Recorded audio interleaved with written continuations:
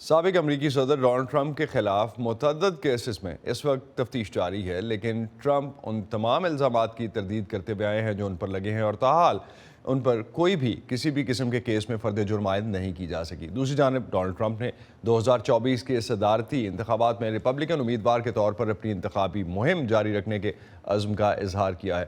اس کے علاوہ انہوں نے اپنی ممکنہ گرفتاری کے پیش نظر اپنے حامیوں پر زور دیا ہے کہ وہ بڑے پیمانے پر احتجاج کا سلسلہ شروع کریں۔ عائزہ عرفان اس وقت نیو یارک سے ہمارے ساتھ ہیں، جہاں سابق صدر ڈونلڈ ٹرمپ پر فرد جرم عائد کرنے کے لیے کارروائی چل رہی ہے۔ ان سے اس حوالے سے جانتے ہیں کہ عدالت میں کیا کارروائی ہوئی ہے اور مقامی انتظامیہ کی طرف سے شہر میں سیکیورٹی کے لیے کیا انتظامات کیے گئے ہیں۔ عائزہ، کس طرح سے رسپونڈ کر رہے ہیں سابق صدر ٹرمپ کے سپورٹرز ان کی طرف سے دی گئی احتجاج کی کال پہ؟ سابق صدر ٹرمپ نے ہفتے کے روز اپنے ٹروتھ سوشل کے اکاؤنٹ پہ ایک احتجاج کی کال دی تھی اور کہا تھا کہ انہیں منگل کے روز جو ہے گرفتار کر لیا جائے گا، جو کہ ابھی تک فرد جرم ہی عائد نہیں ہوئی اور ابھی تک جیوری جو ہے گرینڈ جیوری اس سارے کیس کو سن رہی ہے۔ اس پہ ابھی تک کوئی فیصلہ نہیں دیا گیا، اس لیے گرفتاری کا تو ابھی تک کوئی معاملہ سامنے نہیں آیا۔ ٹرمپ کے سپورٹرز کی جانب سے نیو یارک شہر میں پیر کو بھی منگل کو بھی چھوٹے چھوٹے احتجاجی مظاہرے ہوئے، کوئی بہت بڑے پیمانے پر رسپانس سامنے نہیں آیا۔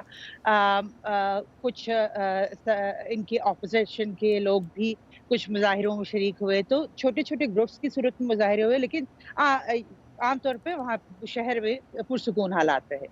تو عدالتی کارروائی کے حوالے سے کوئی اپڈیٹ اگر آپ شیئر کر سکیں جو اب تک سامنے آئے ہیں تو؟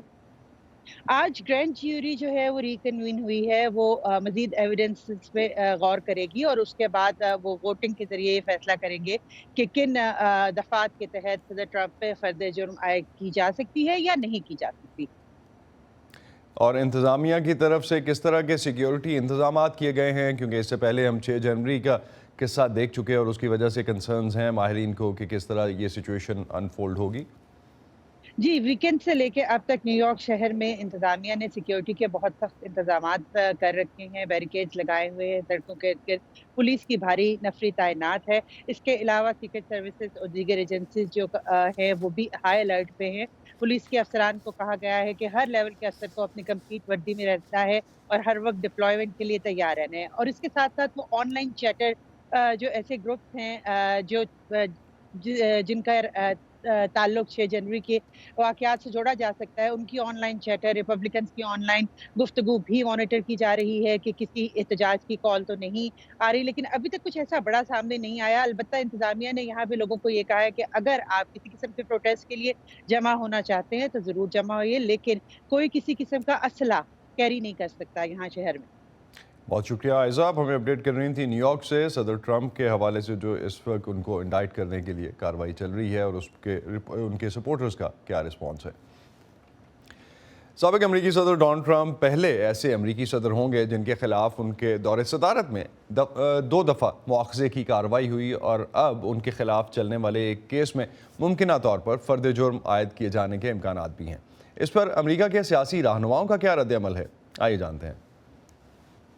انہوں نے اپنی ذاتی رقم سے ایسا کیا تاکہ ایک جھوٹی لیکن شرمناک بات کے سامنے آنے سے اپنے خاندان اور اپنے چھوٹے بیٹے کو بچا سکیں۔ کوئی بھی قانون سے بالا تر نہیں، حتیٰ کہ امریکہ کے سابق صدر بھی نہیں، اور اگر کوئی تفتیش ہوئی ہے تو اس تفتیش کو مناسب طریقے سے آگے بڑھنے دیا جائے۔ اگر فرد جرم عائد کرنے کا وقت آ گیا ہے تو وہ فرد جرم عائد کریں گے۔ ہمارا قانونی نظام اس طرح کام کرتا ہے۔ امریکہ کے سابق صدر پر سیاسی بنیادوں پر ایک اور مجرمانہ مقدمہ کیا گیا ہے۔ احتجاج کی اصطلاح استعمال کرتے ہوئے ٹرمپ کو محتاط رہنا چاہیے۔ ہمیں کانگریس کی عمارت پر حملے جیسے ایک اور حملے کی ضرورت نہیں ہے۔ اگرچہ میں ان کا حامی ہوں، میرے خیال میں اس اصطلاح کو سمجھداری سے استعمال کیا جانا چاہیے، کیونکہ اس سے کچھ افراتفری پھیل سکتی ہے۔